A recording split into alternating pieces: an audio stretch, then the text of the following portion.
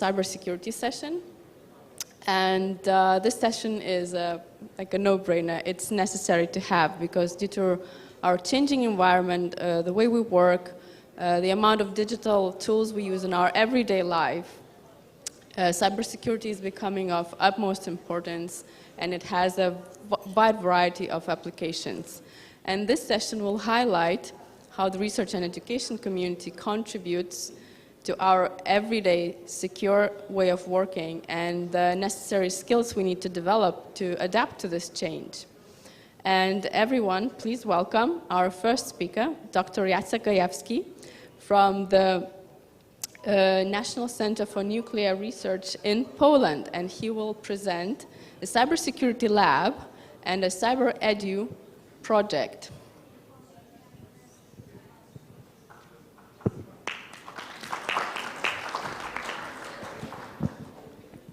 Thank you. Thank you very much for the invitation, for the possibility to be again in Baku, the country which I visited several times. My name is Jacek Gajewski. I come from the National Center for Nuclear Research in Poland, institute which runs the nuclear reactor and is active also in high energy physics. But I have some, let's say, kind of a history in academic networking. So if the time allows, I will tell you at the end the anecdote why all of you are here today and how it all started. Yeah. But for the time being, let's go to the real work, scientific research work in cybersecurity. Let me see. I have to, sorry. So my,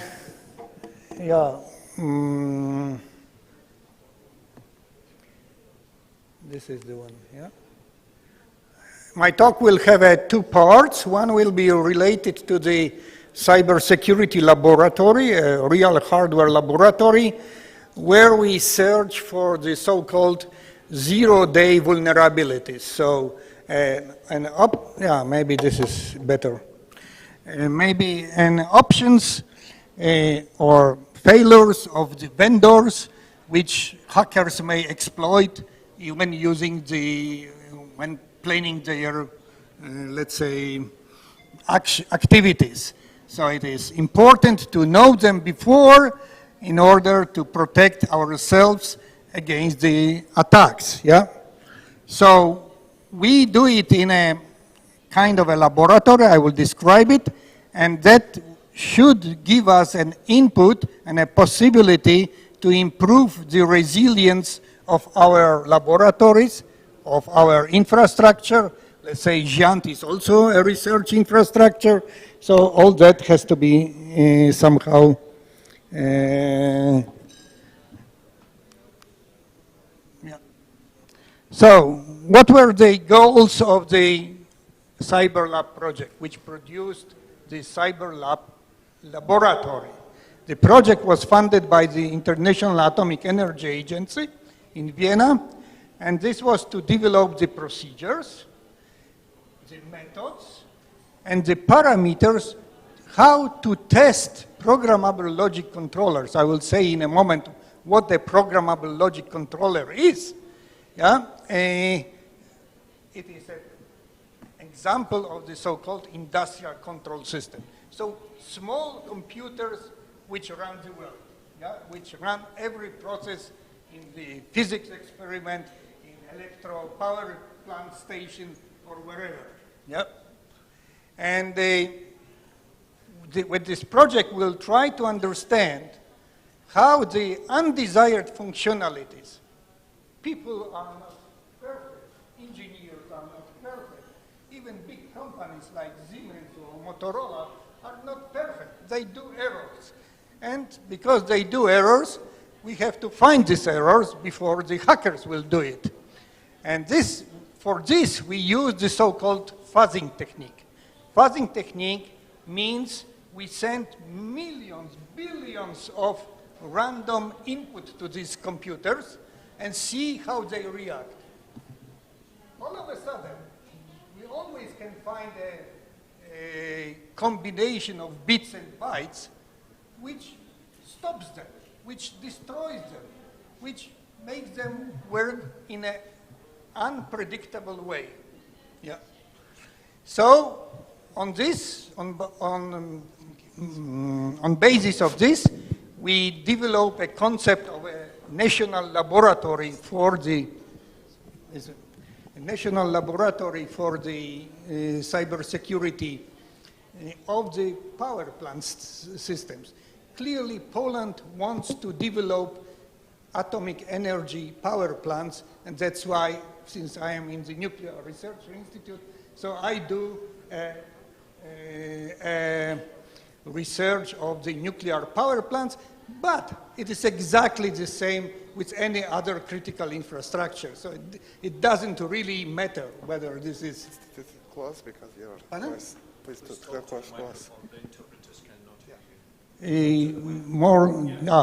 This way. Okay. I'm talking loudly anyway. So the laboratory has three major parts. One is these devices to be tested. We buy them. Just buy these PLCs from different vendors or any other devices. We can test any device with this technique. Then we have a fuzzer. Fuzzer is a software produced in our case by the company Synopsys called Defensics, which produces these millions of random input. And then we have some supporting tools like HMI, so human-machine interface, programming interfaces, and so on.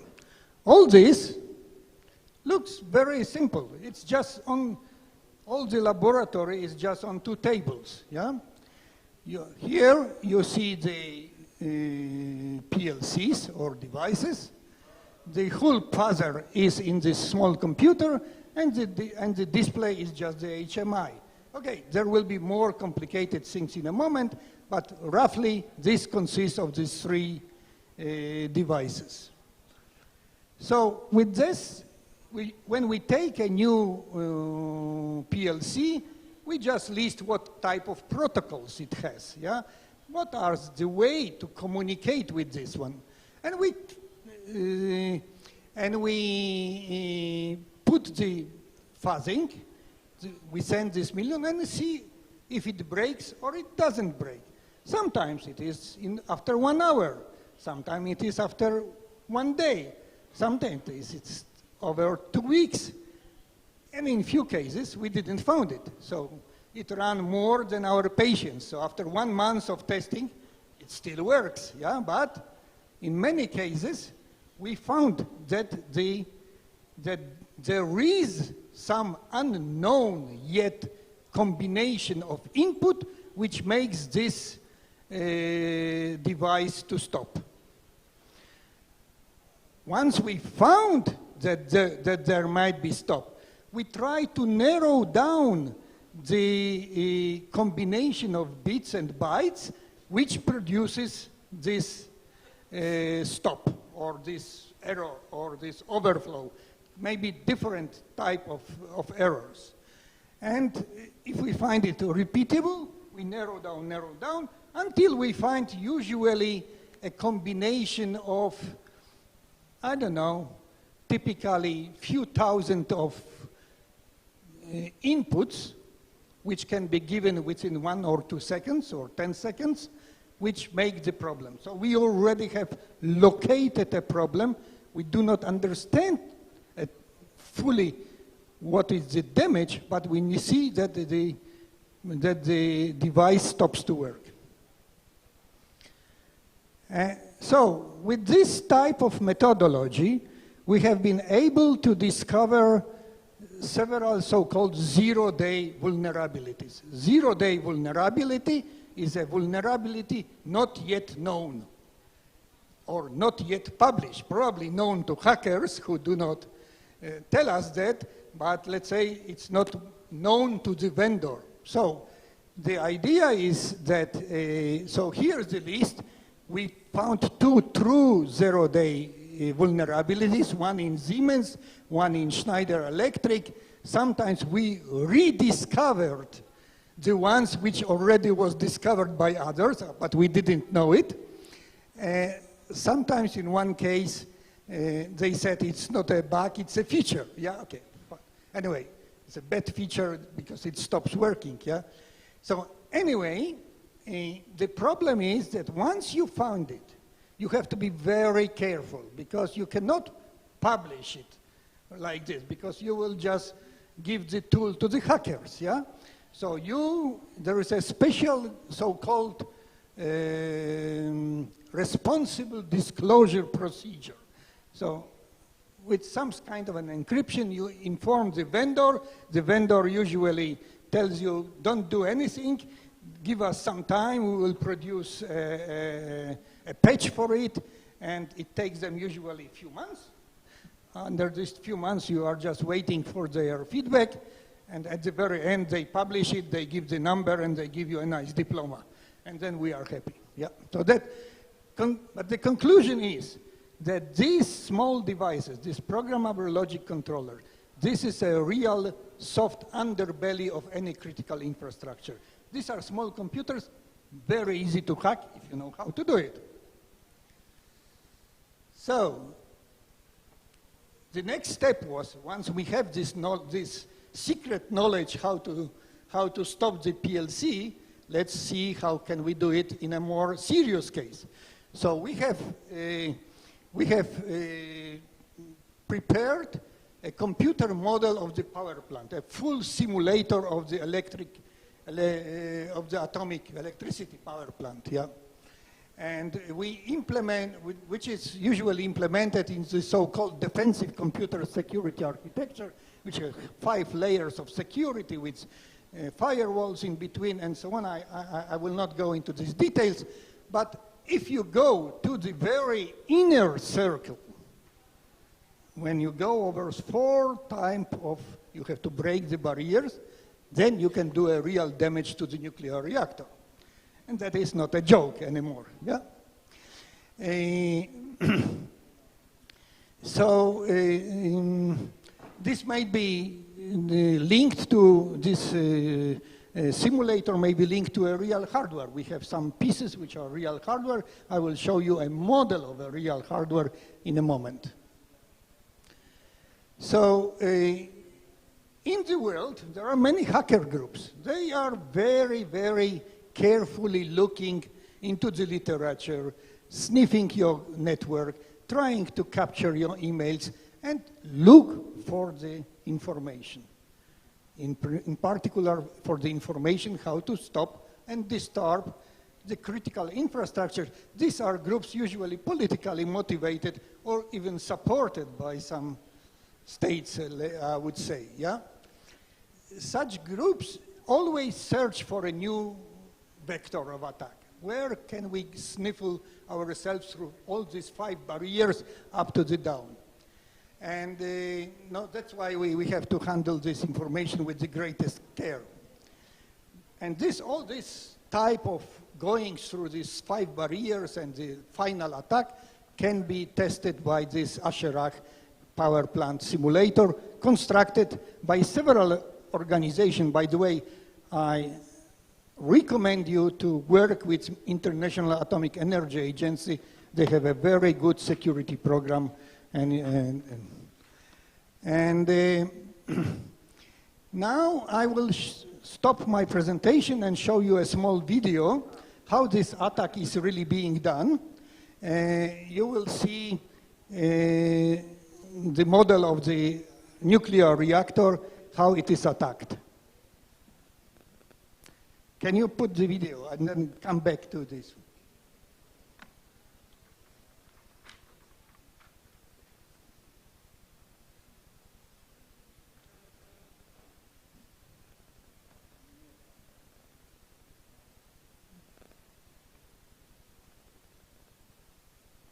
If not, I can put it from my, but my computer is not.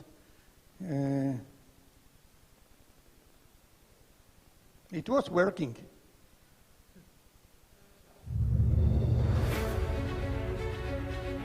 put it on a screen. Oh, yeah.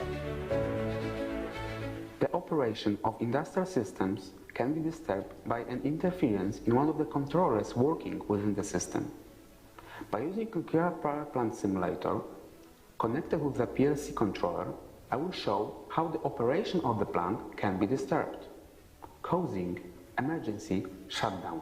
Our setup consists of a model of the reactor vessel made out of blocks with movable control rods. This model communicates with a complete nuclear plant simulator installed on a server. Additionally, there is a controller keeping an eye on the pressure in the reactor. It communicates with the simulator and it's located on the board. The controller will be attacked from the machine located in the same network. But before we get to the attack, I would like you to grasp how the pressurizer operates, so let's get to that first. Now I will increase the reactor power output here on the right side of the HMI panel. Increasing the power output is done by extracting the control rods. This makes the pressure in the system to elevate as well. The PLC controller detects it and to compensate opens spray valves in the pressurizer tank.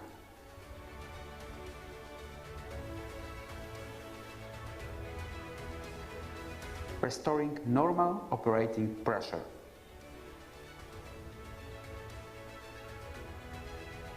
Now, let's see what will happen when I decrease the reactor power output. The control rods are lowered into the pole, thus slowing down the chain reaction in the reactor. In turn, it lowers the pressure in the system. The PLC gets to know about it from the pressure sensors, and if the pressure is too low, the heaters are engaged.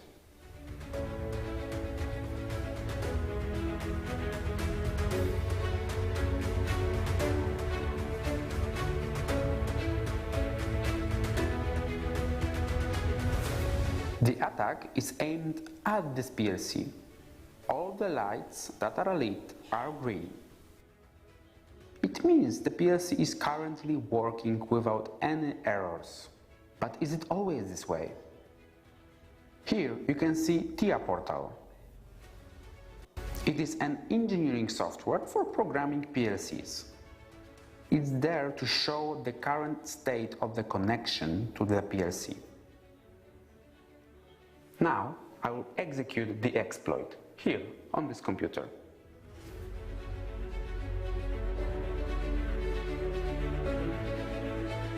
The exploit consists of specially prepared sequence of packets that are sent to the PLC. As you can see in the TIA portal, communication with the PLC has stopped. Let's see the reaction of the PLC. There are no red lights or anything. Nothing has changed. Just by looking at the PLC, you cannot tell that something has gone wrong. Just now, the PLC has lost its ability to communicate over the network.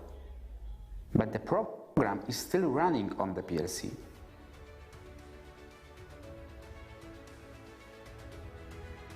As before, I will increase the power output of the reactor.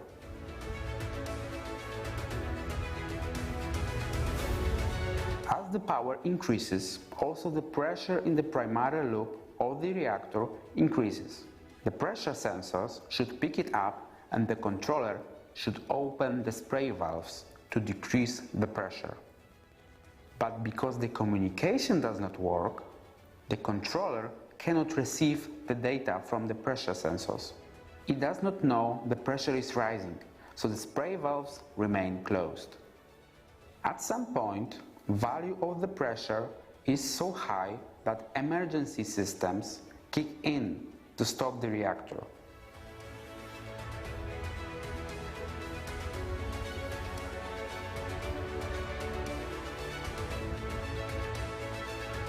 And when it's not enough, safety valves are opened. Such incident would typically mean many days of maintenance work before normal operation can be restored.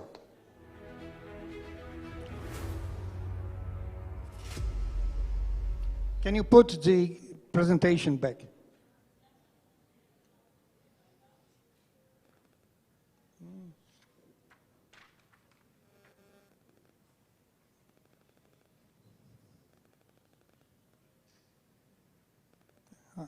Don't worry, I have only 3 minutes more. But I need a presentation. Or I can...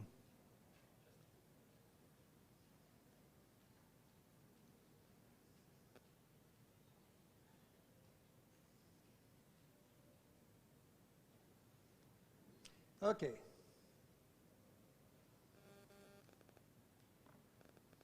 So the conclusion is that based on human weaknesses, the hackers can find it. And you have to be very careful in order. Switching off the reactor is not a joke. It's not just switch off light and on. So be careful. But this type of research may help you to prepare yourself. Okay. But we do not only with the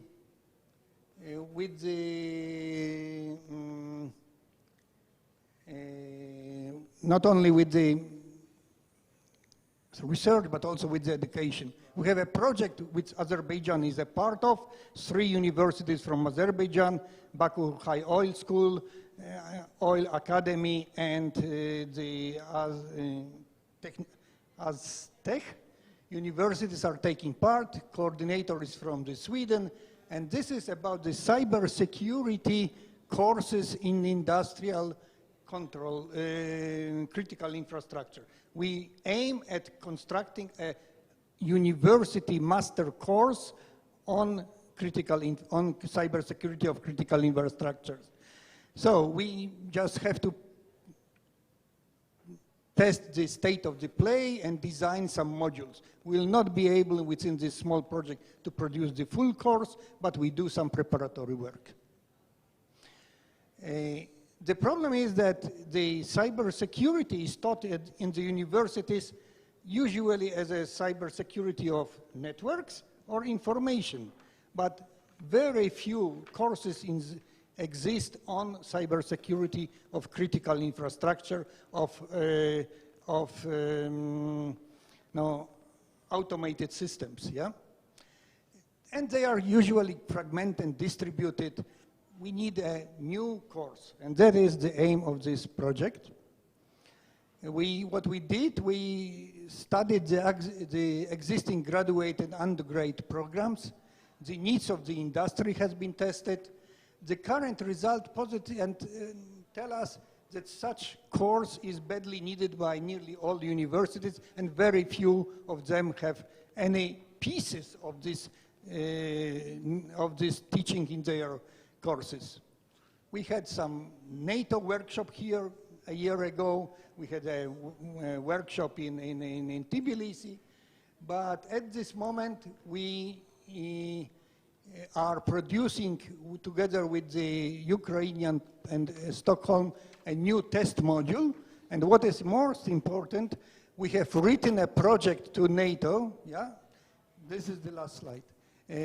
On a proposal has been written. NATO unfortunately has other problems at the moment to solve, but we've been talking with the Minister of Education here, and probably we can master something with the EU delegation here. And there will be a final workshop in December where we'll plan it. So please do expect that we will build in Azerbaijan the master course and a laboratory to test it. Yeah. And that's all. Thank you, and sorry for taking more time than needed, but at least we have a real science there. Sorry, so I probably exploited all my time. Yeah. For a question, please stay. Please.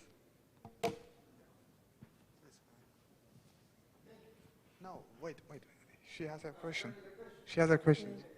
Thank you for your excellent presentation. My question about, can you protect devices from advanced persistent threat attacks using zero-day protection? It is possible or not? Thank you. Yeah, okay.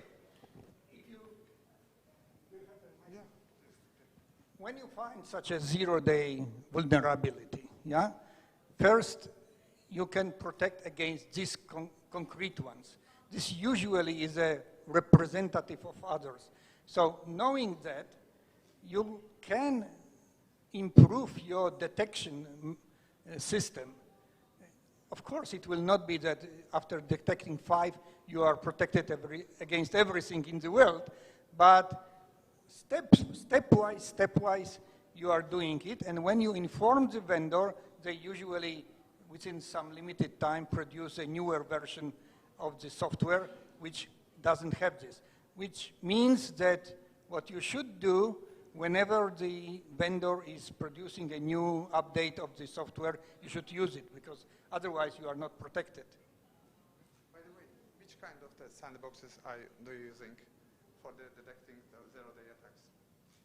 Sandboxes for the simulate process? No, this is, we see it on the HMI portal that it stopped working. Okay, thank you. Thank you again. Our next speaker is the Zurab Bukhnikashvili, our dear friend from the Georgia. He is the head of the GRENA Networking Academy, and he's also a certified instructor in this academy. Please go ahead, it's your time.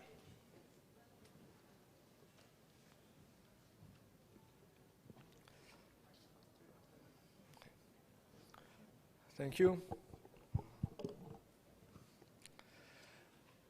Hello, my name is Zurab Bukhnikashvili. I am. Yeah. Okay.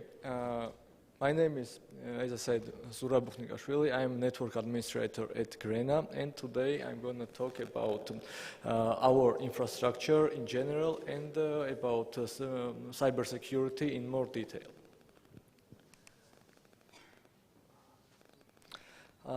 Main fields of activity at GRENA are providing informational services to users and implementation of new innovative services, preparation and implementation of international and national projects, IT education, providing software products and cybersecurity solutions, promoting and supporting IT development in Georgia. And I will talk about each one in more detail in the next slides.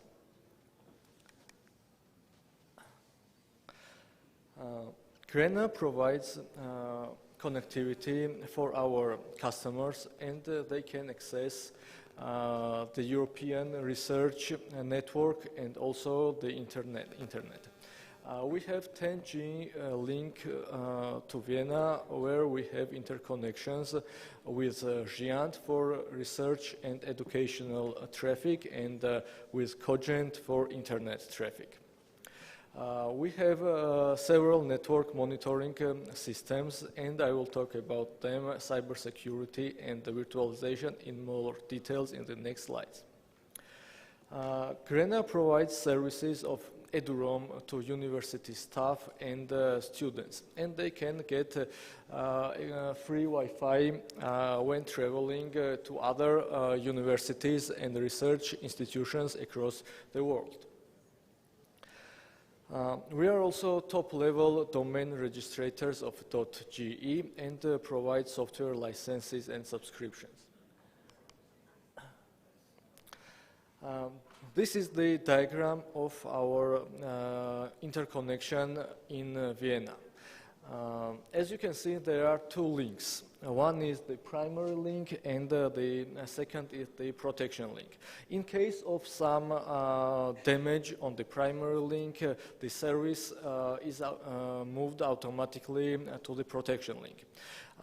We also have local backup connectivity, and in the case For example, if there is some double fiber cut and both of these links are affected, we automatically switch to the local backup connection. This makes our connectivity service very stable. This is a GRENA network diagram in Tbilisi. We have connected 58 organizations, including the largest universities and research institutions, etc. GRENA has a data center that consists of two facilities. One is our main facility, and we also have a backup facility that is located in a remote location, and we have connection to it of 40G. We have 750 CPU cores, 13 terabytes of RAM, and 85 terabytes of storage. Also, we have 760 terabytes of backup storage. There are 80 users, including universities, libraries, hospitals, non-government organizations, etc.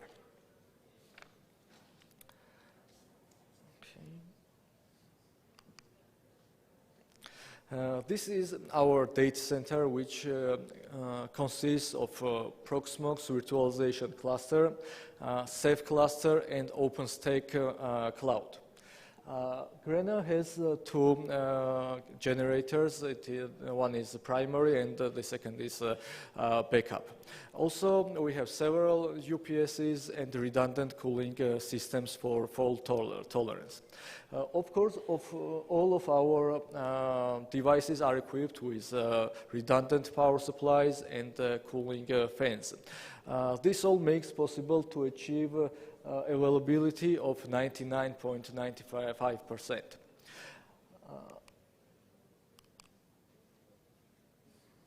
We participated in many European projects that you can see on the screen. For example, we participate in Personar projects, Wi-Fi Mon, and SOC tools. In the framework of CyberEdu project, GRENA participated in assessment of existing university programs and courses in cybersecurity and industry needs for Georgia. GRENA has its own IT academy, including Cisco Networking Academy, Linux Professional, and we also have courses of Oracle and SQL. We are also partners of Pearson VUE and also have authorized test center. Now let's talk about security appliances and services that we have at GRENA. First, we have a black hole service, a BGP black hole service from Cogent. And we can use this service to block DDoS attacks from the outside to our network. For example, we can block UDP floods. We simply advertise the IP address that the traffic is going to, and Cogent blocks that traffic so our links don't get saturated. We also have an application layer DDoS protection system from Radware, and it blocks DDoS attacks at layer 7. We have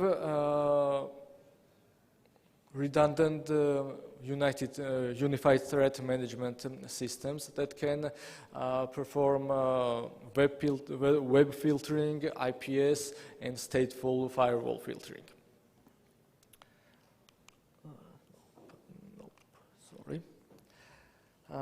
We receive blacklist from Team Kimru and Shadow server.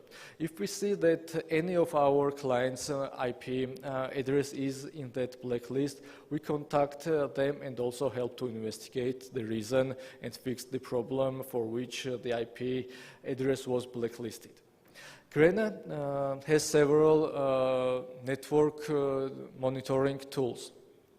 We have, for example, Scrutinizer that is NetFlow analyzer, and with the help of this tool we can see in detail our network traffic. For example, if there is some DDoS attack or there is some anomaly in the network, we can see the source of this attack, the destination, the protocol, and also the port numbers. We use SNMP protocol to monitor all of our devices. We usually monitor the things like CPU utilization, network interface utilization, interface errors, and temperature. GRENA also has a computer emergency response team, and we help our clients to identify and also handle cybersecurity incidents. We have email security filter for filtering emails from spam and viruses. In cooperation with CERT.gov.g, it is National CERT of Georgia, GRENA developed cyber exercises portal cyberlab.ge. This portal is mainly developed for IT students who want to deepen their cybersecurity knowledge and experience, and they can do this by participating and taking exercises from this portal. The exercises include cryptography, malicious code analysis, network traffic analysis, etc. Works for creating portal are supported by the European Commission's EaPConnect project. Also, GRENA hosted second EaPConnect cybersecurity workshop in February.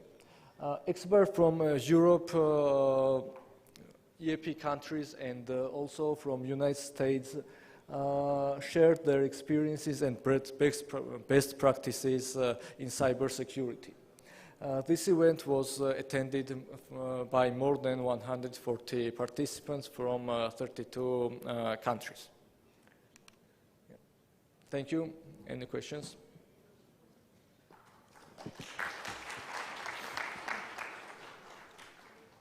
Thank you.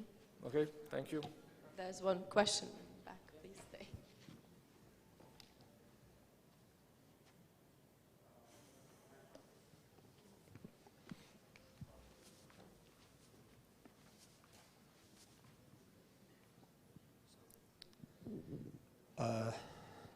I'm Rasim. I'm from Azerbaijan State and Industrial University. Yep.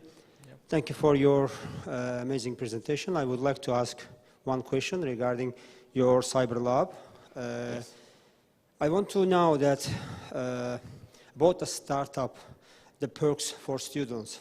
For example, you have mentioned here the majority of the storage information and the cloud information, and I would like to ask, do you have some experience to give perks or some offer for students when they are doing the startups in frame of the university? Or you have planned for kind of issues? Thank you. Sorry, I couldn't quite understand the question. What do you mean? I want to ask that, for instance, students want to do some startups. Do you have some prefer or some offer for them in your cloud system for doing their startup? Some perks or some cheap offer? It is free. They can just enter the site cyberlab.ge. They can register and they can just take the exercises one by one. It doesn't require any other thing. Okay, thank you. Yeah, thank you. Thank you, Zurab.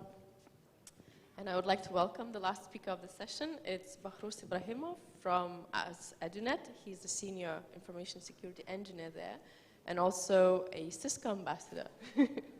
And he will present about the secured education network in Azerbaijan. Please. Hi, again, my name is Bahruz Ibrahimov. I'm the senior information security engineer in Azerbaijan Education Network Association. And now I want to talk about our security network, how we provide these services to our end customers and schools, research in universities and institutions. Let's start from the history, of course. Our company, was established in 2008, and since today, we connected more than 4,000 schools to this enterprise network. This is the biggest corporate network in Azerbaijan, and approximately 1,000 schools connected via fiber optic. It gave us a lot of opportunity to use educational services with the smart and easily to the teachers and students. My second slide about our coverage. Of course, this is the biggest corporate network in Azerbaijan, and this is the covering all available cities in Azerbaijan. And capacity of our network is the 100 gigabit per second.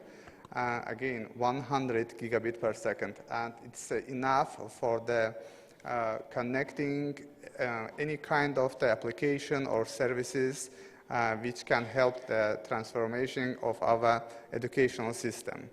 Of course, unfortunately again, our institution and university doesn't use enough of these services, and maybe they don't have enough information about it, or maybe other reason, but again, unfortunately, they are not using enough our services.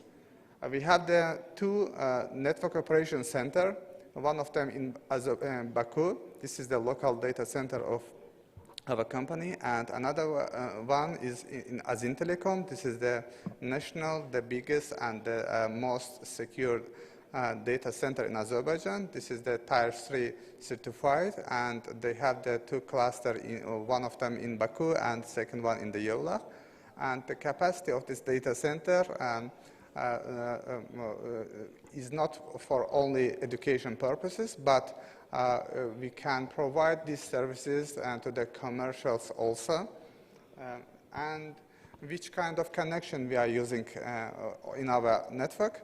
This is we started from the ADCL, of course, then we go VDCL, VSAT, 3G, 3G, and any kind of network connection which we can make in this location, because sometimes we don't have enough opportunity to connect through the fiber optics, but now we are trying to change all connection to the fiber optics.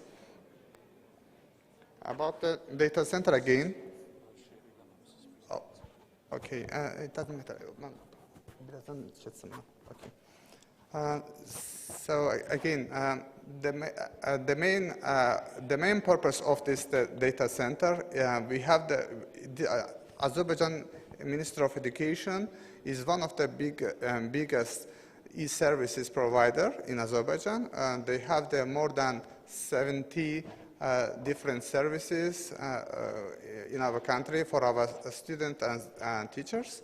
And every day, every month, we add new services to our students and teachers.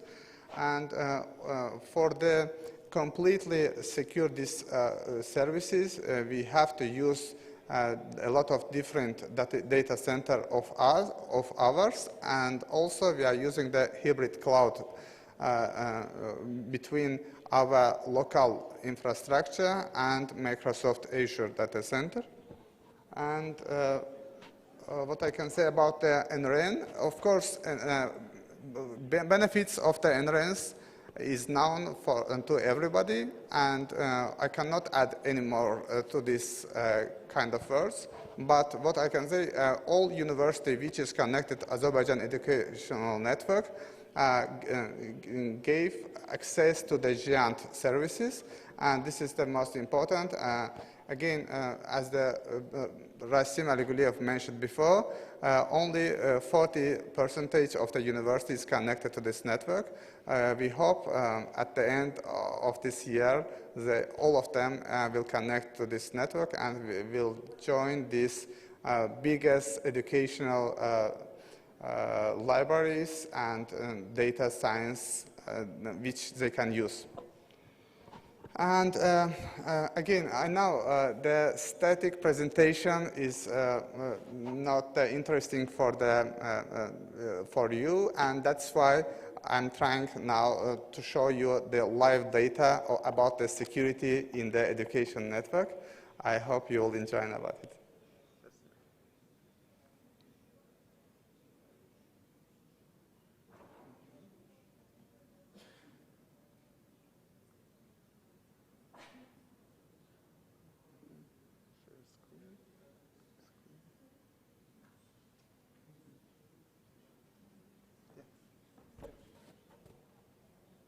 Okay.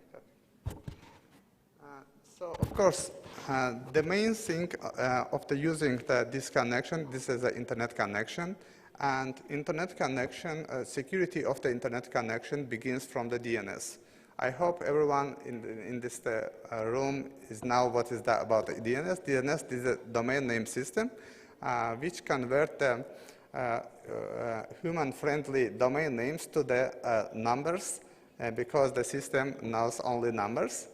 And for the completely security of the education network, we have to start to securing our DNS services.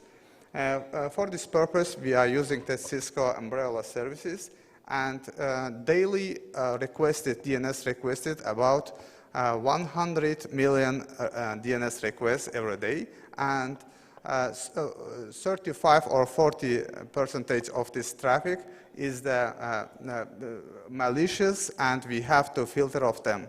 Let me show you real data. For example, from here you can see all security event for the last, only this month. We had more than 10 million security event. Can you imagine 10 million? Every day, how very different kind of the security issues we have, and we are trying to solve all of them. Of course, this is the big challenge for us. From here, you can see which one is the malware events, phishing events, command and control events, and crypto mining events. For example, command and control events. This is the this devices which is the part of the big botnet, and someone else is using this computer for the DDoSing another systems. This is the very big headache, not only for us, for the global internet, because they don't know anything about it. They're just using their computer, but at the end, some malware application is using their computer and trying to reach or sending unused traffic to the other systems. For example, yesterday there was more than 250,000 this kind of attacks trying.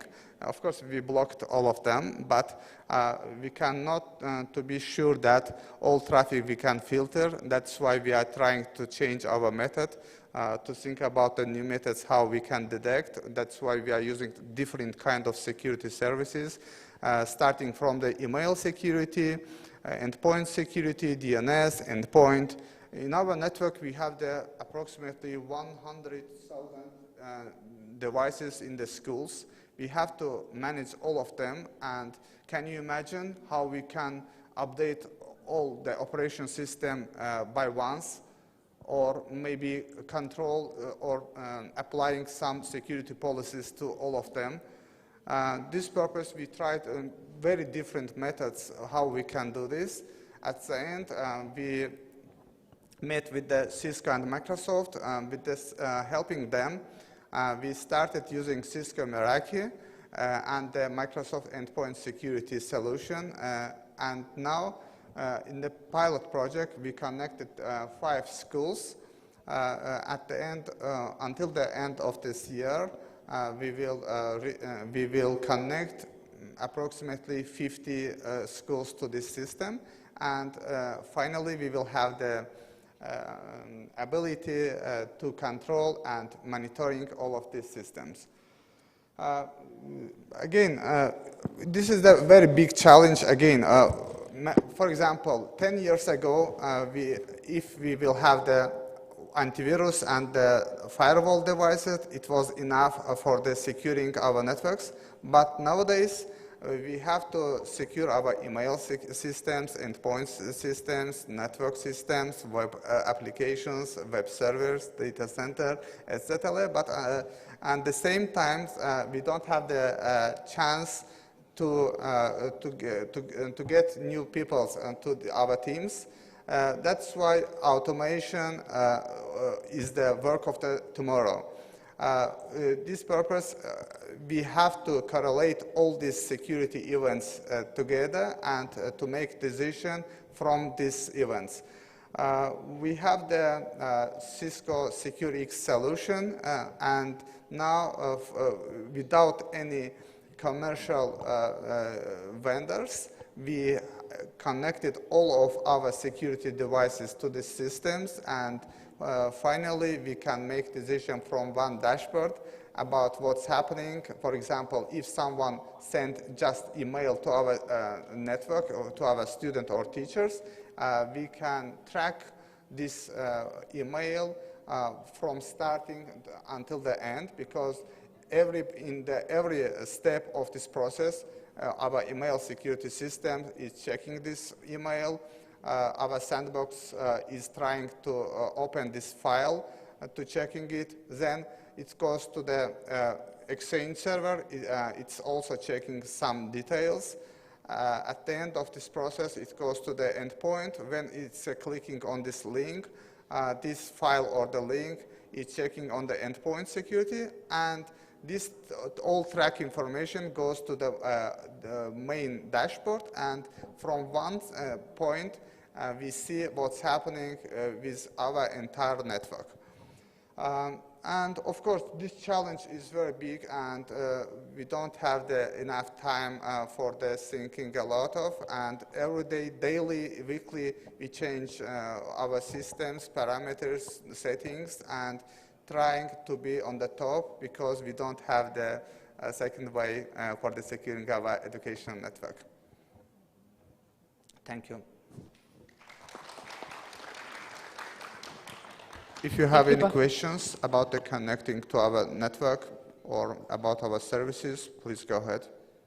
I'm here, I'm ready to answer your questions. Yeah.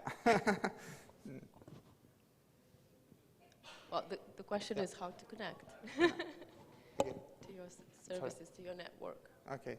Connecting our network? Yeah, the lady. So, administrative part or technical? Technical part. This is very easy. Just you can call us, or they write just email. Our technicians will come to check everything, and we'll do as soon as possible.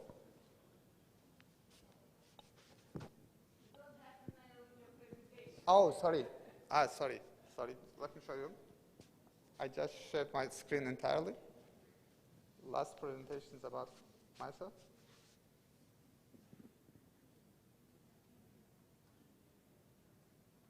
This is my contact QR code. You can scan it and go directly connect with us. Oops. What's happening? But I shared entirely.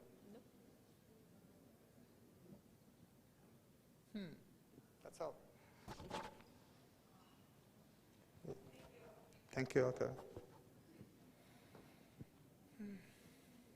There are no more questions, and thank you, Bahruz. There is one question. Come on. So, when you showed the number of the botnet incidents, like if you have the botnet bots in your network, and somebody is launching DDoS attack from these bots, so you have infected, compromised computers, do you follow up? Yeah, of course. With those particular computers, so do you notify them that they are infected? Do you have the process for that? Yeah, of course. That's why, in this purpose, last week we started with the Microsoft implementing Microsoft Intune for the collecting data from the endpoints, so in this case from the computers, to our network operations center. And after that, Until this, we don't have enough information. We saw that this malicious traffic goes from this school, for example, school number 100, but we don't have the exactly information which computer is malicious. But this time, with the endpoint security, we collect all data from the Microsoft Azure, disconnected directly to the Microsoft Azure and Intune, and now we have this data. Is that? Yeah, please. Thank you very much, Bahruz İbrahimov. My question is about that. Do you analyze the traffic of universities? Of course, university which connected to our network. From which point of view? From security, from content? Both of them. If your university is connected to our network, we have the DNS analyzing process and NetFlow analyzing.